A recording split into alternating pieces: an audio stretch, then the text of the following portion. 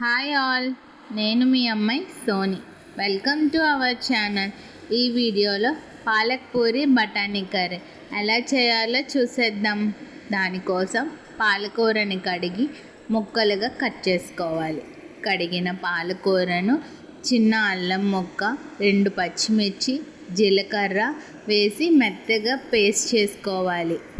మెత్తగా చేసిన పాలకూర పేస్ట్ని 2 కప్పుల గోధుమ పిండి తీసుకొని తగినంత ఉప్పు, నీరు యాడ్ చేస్తూ మనం పూరీ కన్సిస్టెన్సీ, పూరీకి ఎట్లా కలుపుకుంటామో అలా పూరీ ముద్దలా వచ్చేటట్టు కలుపుకోవాలండి. ఫైనల్గా కొంచెం ఆయిల్ని వేసుకొని మూత పెట్టి అరగంట పక్కన పెట్టాలి.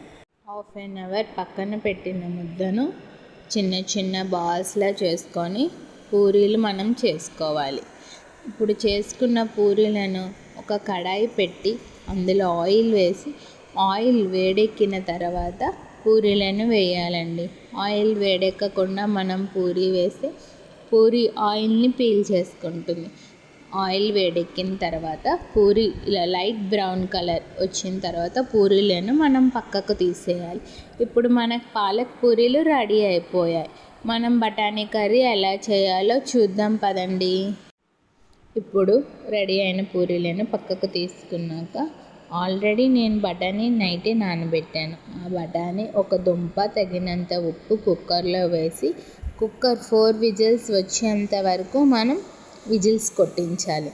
తర్వాత కుక్కర్లో ఉన్న బఠానీలను ఒక స్ట్రైనర్లోకి వడకట్టుకోవాలి. ఇప్పుడు కడాయిలో ఆయిల్ వేసుకొని ఆయిల్, ఆనియన్స్, కరివేపాకు, జీలకర్ర, మనం స్ట్రైనర్లో వడకట్టిన బఠానీ, పొటాటో వేసి తగినంత పసుపు, ఉప్పు, కారం వేసి బాగా కలుపుకున్నాక కాస్త నీరుని వేసి మూత పెట్టి 5 నిమిషాలు మగ్గించాలండి.